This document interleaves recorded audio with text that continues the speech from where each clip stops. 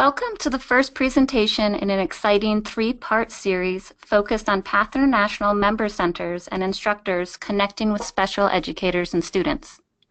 Our presenter today is Andrea Suk. Andrea obtained her bachelor's degree as a learning behavior specialist from Bradley University. She has taught in both Illinois and Arizona as a high school special education teacher, where she also quickly developed the role of preparing students for careers after graduation. Upon completing her master's degree in transition through the University of Kansas, she became a transition specialist in Texas. During this time, Andrea completed more than 150 transition plans for students in both high school and middle school settings. Andrea has received distinct recognition for her leadership as the ACE, Architecture, Construction, and Engineering Mentor Group for high school students, Mentor of the Year in Phoenix, the Walmart Teacher of the Year in Glendale, Arizona, and is a Target Grant field trip recipient. As you enjoy the presentation, your line will remain muted. You will see printable resources in the handout section of your toolbar. We will have a question and answer period after the presentation. To post a question, type your inquiry in the question area of your control bar.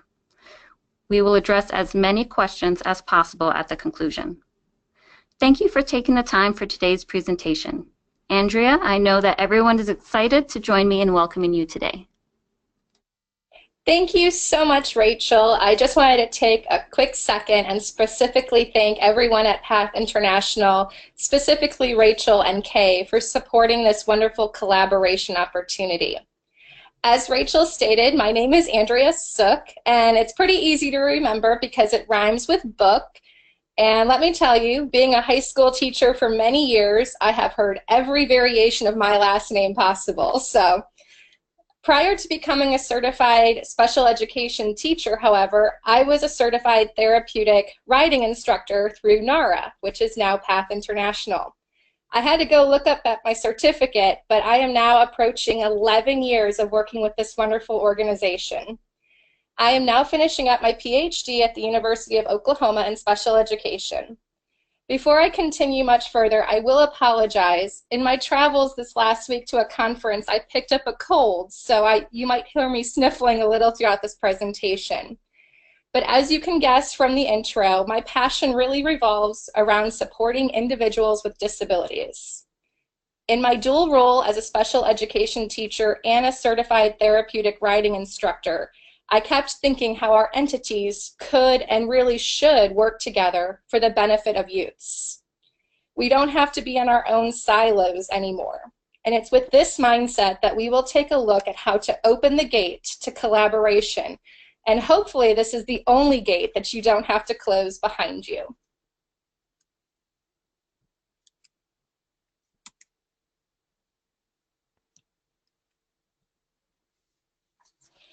Quickly going over our agenda today, we are going to start with a little bit of an intro on what trends are going out there and some common terms that we will be using in the presentation today. And then we will be specifically looking at how to connect with schools, starting with the most intense ways to connect with schools and then move to less intense ways. By no means am I suggesting that you do all of these or all of these at once. But think about your participants. Could you try some more of the intense recommendations with one or two of your participants and do some of the less intense recommendation with all of your participants? Outcomes. Hopefully at the conclusion of this webinar, you can recognize different opportunities to become involved as a vital IEP team member in the collaboration process for youths with disabilities. You can identify how to utilize school information to support a participant, and you can identify ways to share information to support a student or a rider or a participant. So a few trends. Continuing education hours for PATH International require certified instructors to include disability-related topics, as well as horse and discipline-specific topics. We have increasing numbers of special education teachers that are becoming PATH Internationally certified. And just on this call alone, we have many educators and school personnel present. And we also have some PATH International centers that are directly linked with school programs or group homes. Before we dive in, I think it's important to remember that youths with disabilities are sometimes students and sometimes participants at equine-assisted activities and therapies. Traversing through all these different types of roles, along with all the other roles they might fulfill in their lives, can be really difficult for some youths. Let's take an example for a second. Pretend you're going to apply for a job right now, and the description of this job sounds something like this. You'll be an employee for 8 different bosses. Each boss has a different set of rules and a different set of expectations for each situation. You will only have a few minutes to travel between each of these environments on a daily basis. And oh, by the way, the bosses will not talk to each other about how you are doing and what you should be doing. Would any of us really apply for this job? I know that I wouldn't. In many ways, this is similar to the life of a student with disabilities.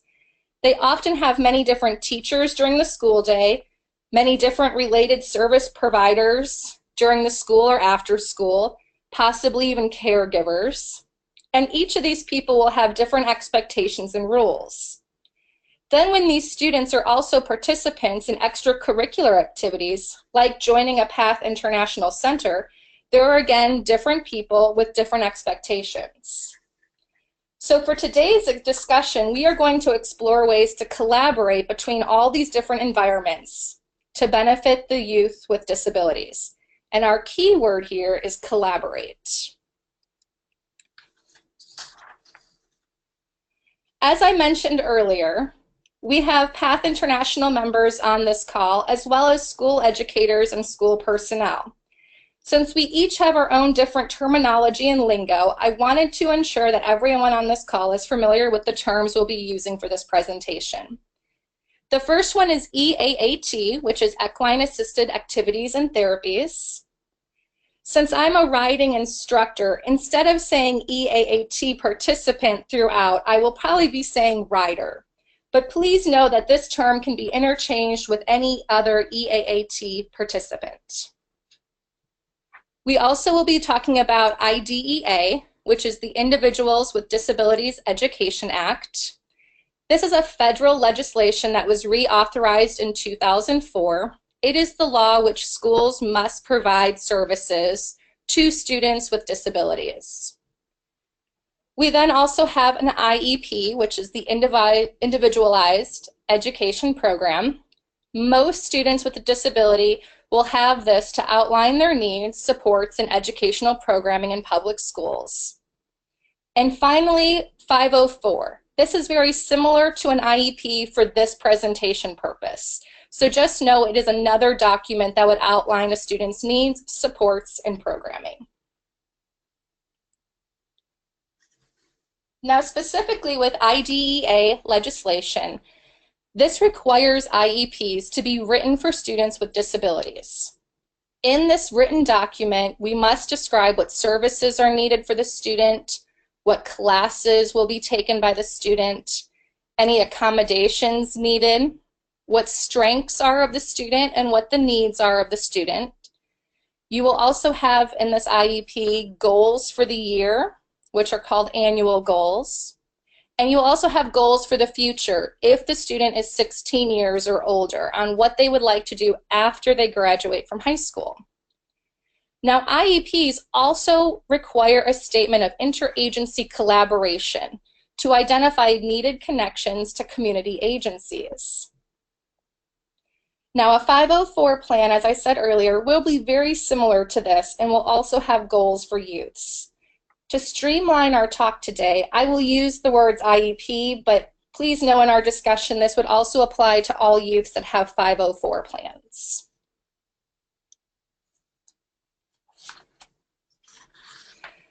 Both PATH International members and school educators are critical components to a youth support system. However, without collaboration, not only do we not build off of each other in positive ways, we can also sometimes work against each other. But when we collaborate, we become part of the vital team member for members of the youth with disabilities. The following perspectives will be given on what PATH members can do, but please know for educators on the line and school personnel, think about how you can reach out to equine-assisted activity and therapy centers to request collaboration through these perspectives. So the first step, let's talk about IEP teams. Now this is one of the most intense ways to get involved with a school.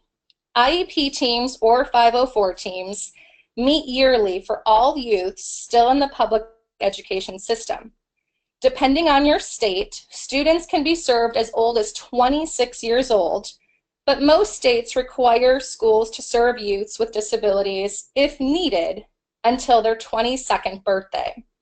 So youths as young as 3 years old or 5, depending on what age they enter school, all the way up until their 22nd birthday may have an IEP.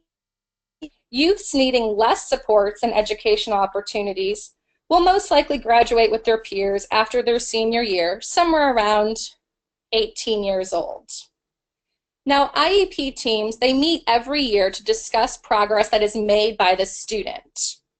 They detail the strengths of a student and the needs of a student. And this is, again, to put everything in writing. The IEP team will always include the student, the parent, teachers, administrators, and service providers all connected through the school.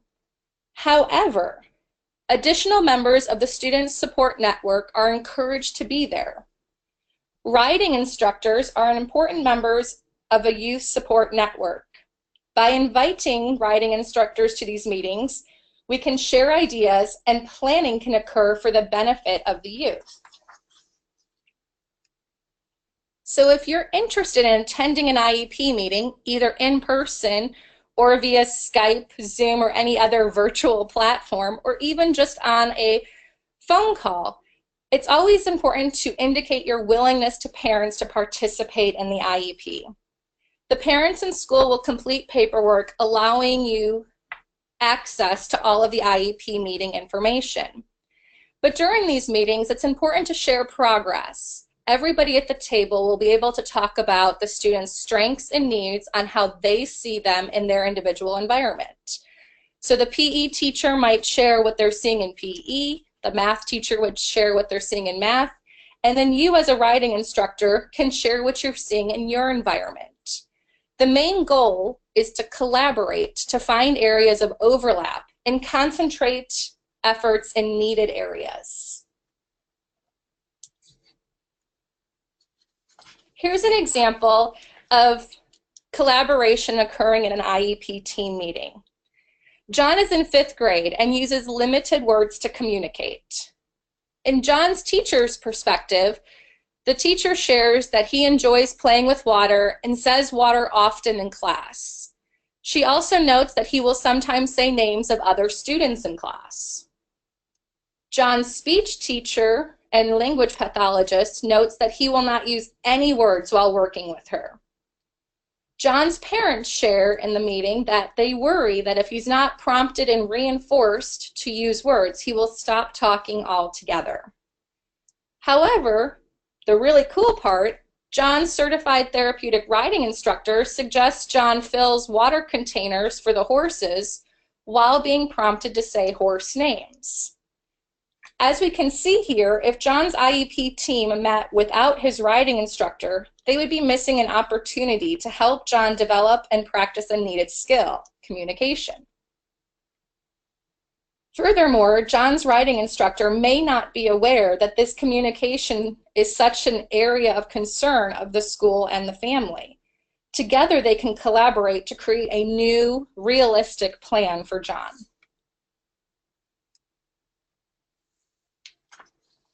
Okay, so maybe jumping into an IEP meeting is not possible for you at this moment. We all know it's a time commitment and we are all running short on time, right? So if this is the case, it doesn't mean that riding instructors still can't be involved to support youths. So let's take a look at how school information can be shared to support riders. All students on an IEP or 504 plan have annual goals. Annual goals are developed in collaboration with that IEP team. They're monitored usually every 3 months during the school year, and if the student goes during the summer, these goals will also be monitored then too. Annual goals can be focused on academics, behaviors, emotional or socially focused, and can also be related to speech, occupational therapy, or physical therapy. As you can see, all areas of a youth's life can benefit from developing goals. When schools, through IEP team meetings, identified a need, they look at how to address the needs either by providing supports or by developing a goal so the youth can overcome a weakness that has been identified.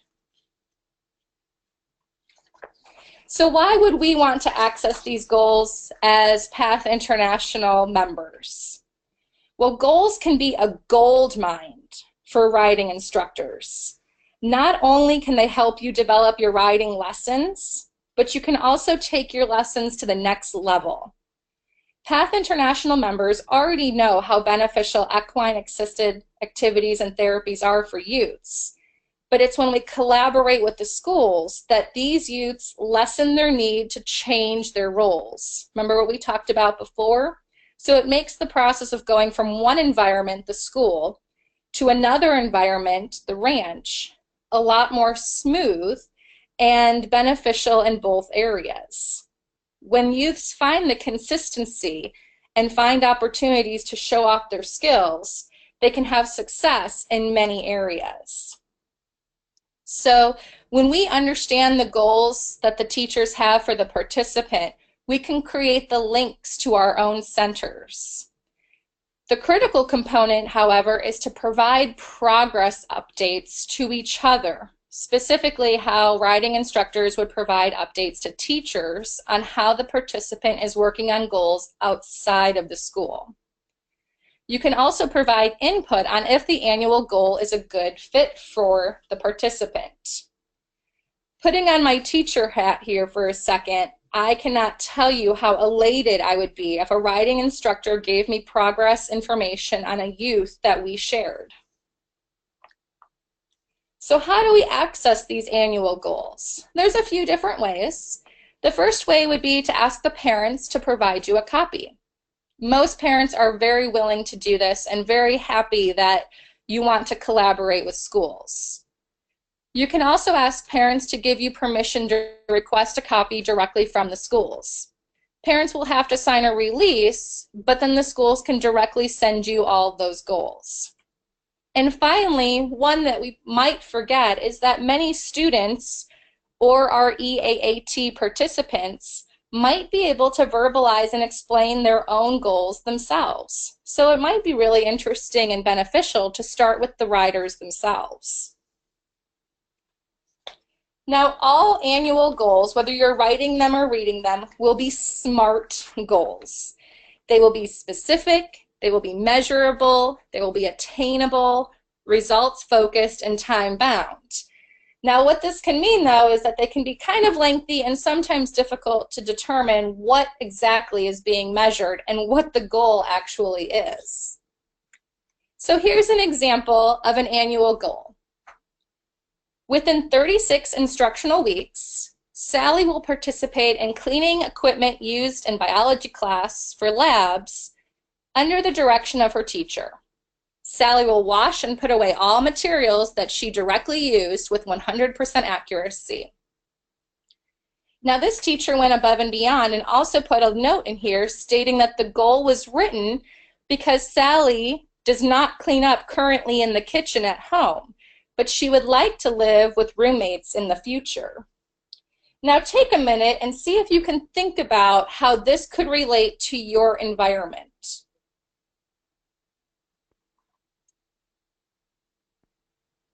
Okay, we will come back to that one in a second. Here are two more examples of goals. The first one, within 36 instructional weeks, When presented with upper and lowercase letters, Ben will be able to distinguish the difference between all the letters with 90% accuracy, 4 out of 5 trials. And then finally, within 36 instructional weeks, Patrick will increase his ability to demonstrate the concept of problem solving from 50% accuracy to 60% accuracy by defining the problem verbally and choosing the best possible solution when presented with 2 options, as shown by 4 trials a month. Now, wow, those are all a mouthful, right? With a lot of things going on those goals. So how would they really connect to an environment outside of school? Well, let's take a look. Going back to our first example with Sally, if we were going to link to cart driving, for example, we could have Sally put away and clean all of her tack. She could also put away her helmet, and she could also assist in putting any cones away in the arena. Now, hopefully this first example shows that with some minor changes and creative thinking, school goals can be easily practiced at a PATH International Center. The main behavior that the school wants Sally to do is to put things away because she wants to live by herself in the future. So we can practice those goals in many different environments. Here's our example with Ben. Remember, Ben wanted or needed to know the difference between upper and lowercase letters. Well, this one's pretty easy to link to riding. There's usually already letters all the way around the arena, so you can ask riders to identify this as they're riding. If you're on a trail ride, you can hang letters from the trees and ask riders to identify. And you can also have riders look at the name tags on stalls and have them specifically identify all the letters in a horse's names with the volunteer. So again, we're looking at the same behaviors that are being tracked by the school being practiced at a different environment for the benefit of Ben. And then finally, looking at Patrick. Patrick was needing to work on his problem-solving skills. So if he was also a vaulter, we could look at presenting some staged problems to Patrick. Maybe we hold up the girth and go, Patrick, I think this one's too small. Should I use this other girth A or this other girth B, one being bigger and one being smaller? So Patrick would have to problem solve on which girth to use. You might also have a day where the flies are really bad, and again, having Patrick problem solve, should I use fly spray or water spray? Or even looking ahead to, it's going to be stormy tonight, Patrick, should I leave all the horses out or should I bring them in? And again, working on those problem-solving skills. The key is, again, to find out what behaviors or skills the schools are trying to have the student practice. Then have some fun and be creative on what around your center or your activities would be similar to that behavior. Now, the key component to this, though, is sharing the information about progress. Knowing the goals and adapting the goals is very beneficial, but it's only half the process in collaboration. If teachers don't know all the great things you're doing and all the progress the rider is making, they're missing out on relevant and important information in their planning process for their future IEP meetings. So let's talk about some ways to share this information easily. The first way is to have families bring their own notebooks to go back and forth with the school.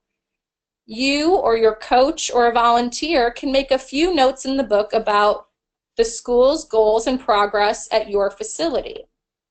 You can also, of course, keep your own progress notes with your rider files, and you can copy these either weekly or monthly and send them to the families and to the teachers, specifically noting that this information can be used to provide IEP updates. The next one is what I really like because it gives more responsibility to our participants. So many of them already have their own smartphones.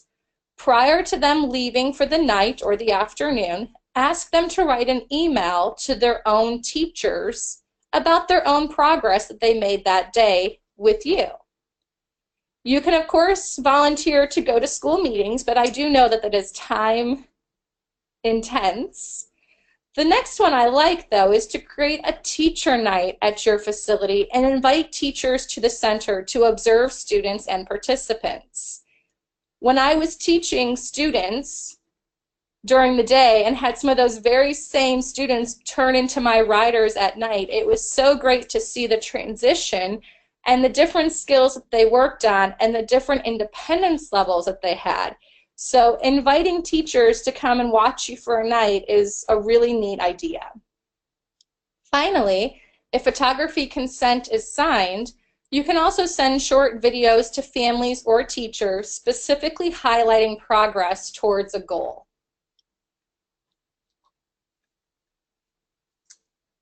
Now, are school goals a good fit? What do you do if a participant's school goals are something he or she already does during their riding sessions at your center? Or what do you do if a participant's school goals are something that seems unattainable for the student at this point? Communication is really always the answer. If a rider completing a goal at your location without any issue whatsoever, the teacher needs to know this. That rider might act totally differently at the school and have all of those teachers fooled. And it would be helpful to let them brainstorm how to transfer the skills from your site to a school environment. If you are concerned that the goals are not attainable, talk with the teacher. Riding instructors might find out that teachers are utilizing a specific strategy or technique for the student to reach their goals at the school, and you might be able to use the same strategy or technique in your facility. For example, maybe one of your riders has not spoken at your facility, ever, and you've known this rider for 10 years and have never heard a peep out of them. As the instructor, you might have just accepted this from your rider, and that the rider has always just used hand signals to communicate with you and other PATH International volunteers. But perhaps the school uses a specific strategy to prompt their student, who's also your rider, to talk. Wouldn't that be nice to know so that you can try that strategy in your environment?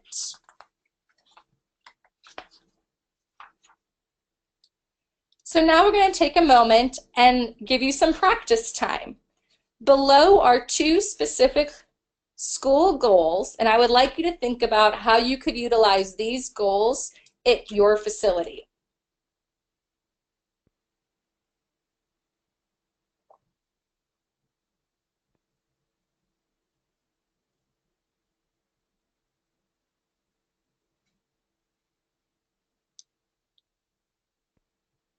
The first goal with Leanne is about communicating her strengths, weaknesses, interests, accommodations, and/or goals. And the second goal, Matt, is about identifying colors. Excuse me. So an example connection for Leanne would be having Leanne tell her therapeutic riding instructor her riding goal for the night. Maybe it's winning at red light, green light. Maybe it's stopping her horse twice all by herself. Maybe it is bending the poles with a very long lead line to the horse leader. And after riding, Leanne will communicate with her instructor how many times she completed her goal for that night, which would be a strength. So as you can see, very easy to connect to your environment as long as you're creative. For the second one, Matt, he needs to work on his colors. So within your environment, you can use colored shapes taped around the arena. Matt can say, I'm going to ride towards the blue circle, and then direct his horse accordingly. Matt will stop his horse when he reaches that color and restate his color that I rode to the blue circle. So this way, again, he's practicing his colors.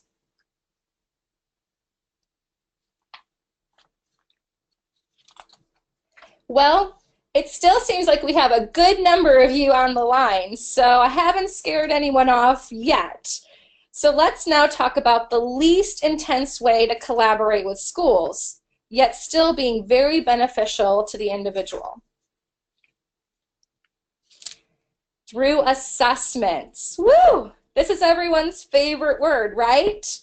Okay, I know it sounds really boring and horrible, but stick with me here because the assessments we will review today are really beneficial and simple for anyone to complete.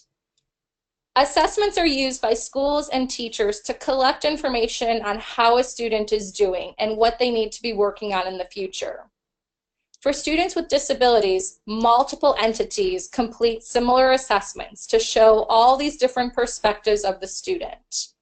And then information is used to plan for their future, whether it's activities, classes, those annual goals, or other opportunities for the student. Now, your viewpoint is very important. Through assessments, either you as an instructor or a coach or a volunteer may see strengths of that participant that are not seen at school. You also may see struggles of the participant in a community environment that are not seen in the school environment. And you might be able to identify a participant's interests that they do not communicate at school. So as you can see, your viewpoint is very beneficial and vital for the schools to know to help them plan their educational opportunities for the future. The first assessment that we're going to take a look at is the Employability and Life Skills Assessment. Instructors, coaches, or volunteers of PATH International can complete this assessment for any one of their participants. Many areas of this assessment will be very relevant to PATH International centers, but if you find an area in this assessment that you're not sure of or you do not know, you can always just skip it. There's no harm in that, I promise. You can find this assessment for free at the link noted here, which is also found in the handout, which you can download from your toolbar. If all else fails, however, just Google the title. I promise it will show up. The information here can show off yearly growth of youth with disabilities, and the information here can be used by all instructors or educators. So let's go through one together. As you can see, the assessment is written in the viewpoint of the school, but it can be easily adapted. Take a look at the first statement under Travels Independently. Does your participant follow safety rules while walking around your facility?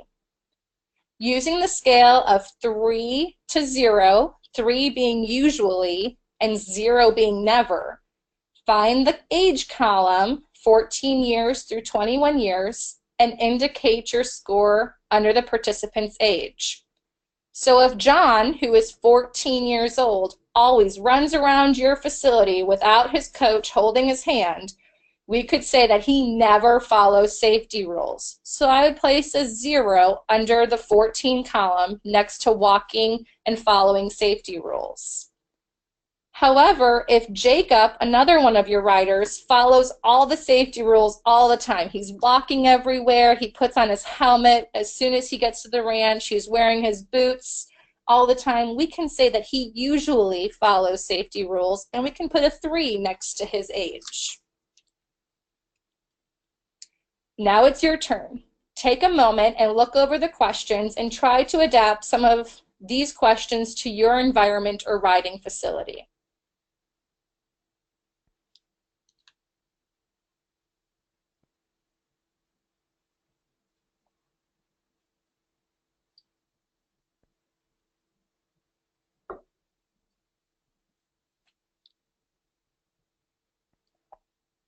Okay, well, hopefully you saw that the skills listed on the left-hand side can be easily adapted. But let's look at the skill of staying on task, which is the bottom right side of your screen. Thinking of a rider, does the rider meet your expectation related to the length of time on task? If you have a rider that will not stay on the horse for more than 5 minutes before he tries to bail, then we can probably say never or seldom. However, compared to another rider who is always participating and following directions, we can see that this would show us that this rider usually is able to stay on task.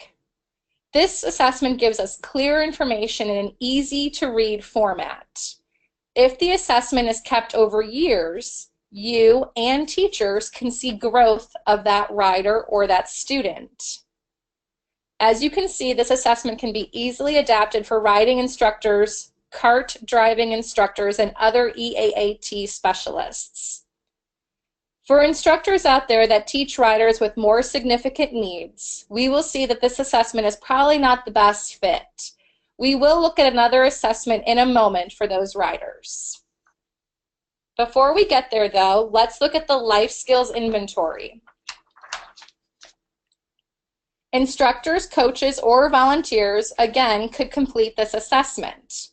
Like the previous assessment, many areas of this assessment will be relevant to PATH International Centers. But if you find an area in this assessment and you're not sure what to do, or you just don't know how it really relates to you, just skip it. You can find this assessment for free at the link noted here, also found on the handout, which you can download from your toolbar. But if all else fails, again, Google the title because it is 100% free.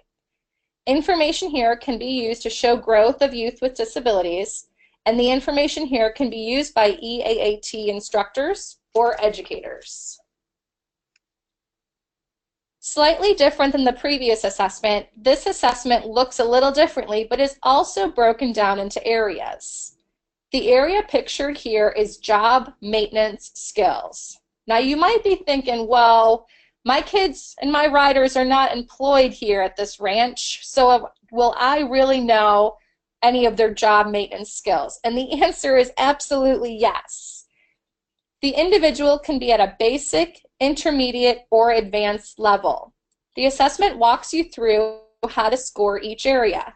For the example here, if your rider dresses appropriately for riding, reports to the lesson on time, and calls you when they're not going to be able to attend the lesson, we can say they are above the basic level and look at evaluating them at the intermediate level. All of those skills, while you're not actually looking at them in the job mindset, do relate to them being able to hold a job in the future. So if the rider talks to coaches appropriately, knows the behaviors that would get him removed from the horse or from the lesson immediately, and knows how to ask for help, we could say the rider is above an intermediate level for job maintenance skills. As you can see, this assessment is geared towards education, and specifically this one, jobs, but with a few minor edits, can be used for equine-assisted activities and therapies. The main goal of these assessments is to prepare students or riders or participants for the future. And how do we all work together to make sure they have the skills to be as independent as possible? So take a moment and look at this area. It is on interpersonal skills. Think about how you could adapt these questions for your specialty.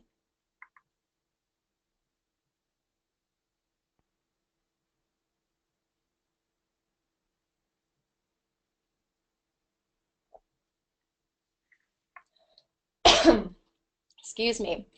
I will jump down to the advanced area. Thinking about your rider, are they able to talk about their strengths and needs? Do they accept invitations for future horse shows? Do they make plans to hang out with other riders in your lesson? If yes, we can see that this person may be at the advanced level for interpersonal skills. Again, big picture-wise, why are these specific assessments important? Skills addressed in these assessments are directly linked to independence of youths after they leave school. The more ways parents, schools, and other support people provide opportunity to learn independence, a youth will be more prepared to live, work, and educate themselves on their own in the community. The next assessment is the Personal Preference Indicator Assessment, and this is for youths with more significant support needs. Like the other ones, it's totally free. You can Google it, find the handout, or go to that link below. Like the other assessments, either instructors, coaches, or volunteers can complete this based on their knowledge of the rider. Take a look at the example pictured. Many of these items could be seen at your facility. For example, maybe your rider only reaches for the pink stuffed animal toy when they're doing their stretches and not the baseball.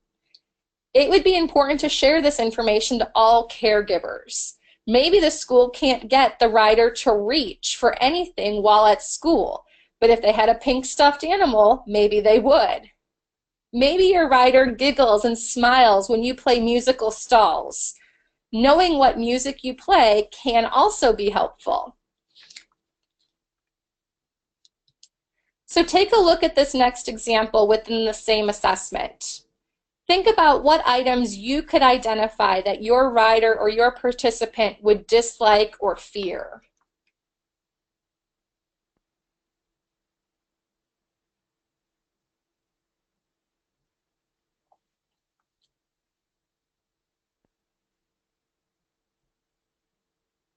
Looking under the fear category, we can see that movement has a bullet point. As a riding instructor, you might have a lot of knowledge about what types of movements cause fear for your riders. Perhaps you know that your rider enjoys trotting on a gaited horse, but not other horses. This can provide valuable information about a tolerance level a rider has towards being jostled around. This is something that a school would typically not have access to, and your input is critical in their knowledge of knowing this about their student.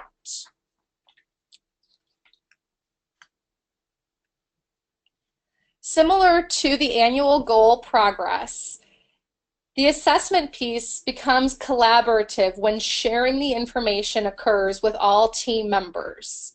So when you complete an assessment once a year, consider giving it to parents, sending it directly to schools, or sharing during a conference night when teachers come out to see their students ride. Rachel, we are at that time for questions. Does anyone have any questions out there that I can answer for you? Yeah, thank you, Andrea, for such applicable information that centers can evaluate and implement in their programs. And I do have 2 questions right now. If you're out there and you have another question, feel free to type it in the question area of your toolbar, and then I'll get it on this side. The first one is from Sue. She wants to know if you see a difference in approaching a school to collaborate if they're public versus private. That's a really great question, and it really relies on the teachers. I've seen great public schools and great private schools, and really it just relies on the teacher being knowledgeable and wanting the collaboration piece with a facility. All right, and then Megan has a question on goals in the classroom versus in the riding ring. So she's curious, riding instructors are sometimes discouraged from using percentage as a measurement because they are difficult to measure. How would a classroom versus a riding ring differ with that? So the classroom, as we talked a little bit earlier, we are required teacher-wise to do SMART goals, which have to be measurable. Not necessarily percentage-wise. I know those were some of my examples, but maybe it is more on the trials basis, so 4 out of 5 times or 3 out of 4 times. And that can sometimes be easier to record progress on. So if there was a goal that was the student on the school side will do a behavior 3 out of 4 times a week, that can kind of be easily translated to a riding facility if it's 3 out of 4 times a month to say yes, they've done this, or no, they haven't during this lesson. So it really depends.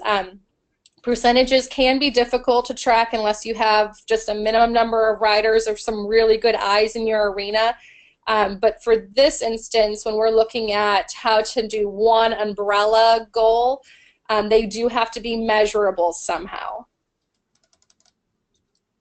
Thank you. And Tina would like to know how exactly a riding instructor stays in their lane when working on IEP goals with a school or an educator. And Tina, that is a really great question. And I know there's a lot of common problems with staying in your lane, but I think that's what's really made us be in our own silos, which doesn't benefit the youth with disabilities at all. We really have to learn how to collaborate. So if it's a school's goal that you are trying to implement, just by sharing that information, I will say that every teacher will be welcoming and saying, thank you so much for this progress. This is so good to know. I can't think of one teacher that would say, that's horrible, don't come and tell me that. And that's why it's important to be that vital member in IEP team meetings, because when you are at that table, whether virtually, on the phone, or in person, you have a say in what goals are being created and what you see in your environment and how you can implement that in your environment. And so those team meetings, there's less about staying in your lane and how do we all support that youth in every environment possible. Gina would like to know if we have other suggestions on fostering collaborative efforts between schools and centers. If you have a goal of having a school group come weekly and it be written into an IEP, what can you do to approach that school to pay for the service? Well, that is a challenge in today's environment. And going back to Sue's question, you might find more acceptance in a private school for that type of monetary commitment compared to a public school. But it doesn't hurt to ask. There are many times where if you can collaborate and say that you have physical therapists or occupational therapists also on your site, by schools paying for a person to come to you, whether it's a whole group or just one person individual who needs those services, that is one way to possibly have the school pay for it. But in that IEP team meeting, whatever goes on that paper is what is the responsibility of those designated to pay for it. So there may be a time where it comes up that the parents say that they are responsible for paying for riding therapy services at XYZ Ranch, and we put it in the IEP. However, there are potentially schools out there that say that they would pay for it and put it in the students' IEPs to legally mandate that they have to. Chloe would like to know, have you ever incorporated writing into IEP as a reward? Personally, I have not. And I think it just depends on the situation of the rider and the school and the riding instructor. I believe that there are so many benefits of riding that I don't want to take away that opportunity from a rider because they didn't hit a specific criteria for the week. I know that some teachers, when you're dealing with behavior issues in a classroom and you're working with parents, that might be the only way to really connect with the student, that their behaviors during the day can affect what activities they have after school. But I haven't, only because I wanted to make sure that regardless of what progress they're making during the day, that they always have the opportunity to participate in riding at night. Maria would like to know, is there any data out there we can use to talk to schools or people about adding the value of EAAT in being involved with schools in the IEP process? Well, that is a great question. So this is the start of where I'm hoping we can all collaborate together. A little later, you will be seeing a survey come out. And at the bottom of the survey, if you are interested in providing more information or being a part of studies like this in the future, to please leave your name and email address, because this is a question that I do want to address through research, so this way we can provide it to both schools and centers alike. And Tasha would like to know, are parents the best way to connect with the IEP team rather than the school?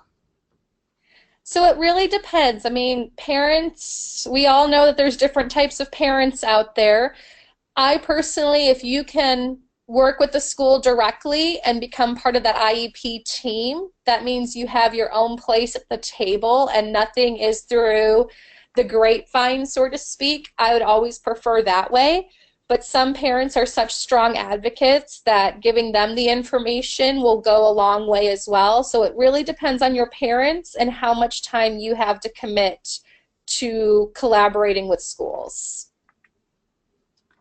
And we'll have a couple more.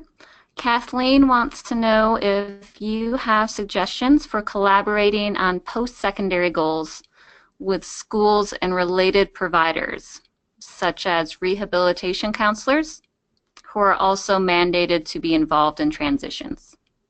So I sure do, and I feel like that was a teaser for an upcoming webinar in the new year. We are going to look at specifically the transition goals and how to connect with facilities and using goal attainment curriculum across the board to really look at how do we teach riders in a equine environment to create and follow through and monitor their own goals, and how do we carry over those same principles into all other facets of their life on when they want to identify an employment goal, an independent living goal, and an education or training goal for the future. So there is more to come on that, I promise.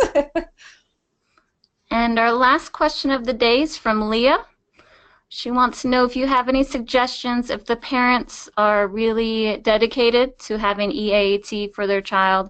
How can you get the IEP to include early release to attend a therapy or therapeutic riding program? So that one is a little bit more difficult, and that is because federally by law we are required through schools to educate students for X amount of days, for X amount of time. So when we talk about early release, that cuts into their time of education.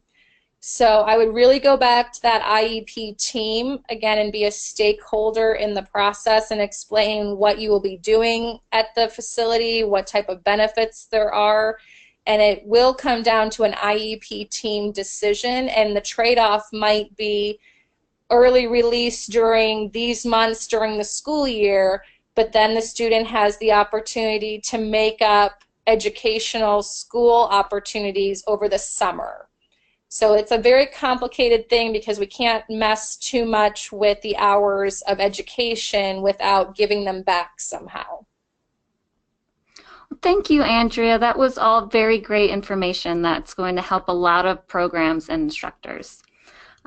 Andrea, for everyone else, we'll be continuing with the second webinar in this outreach series this winter. Keep an eye on your e-news for dates and registration information. And again, thank you so much for your time and thoughtful questions. Please feel free to contact me if you have any additional questions or would like more information.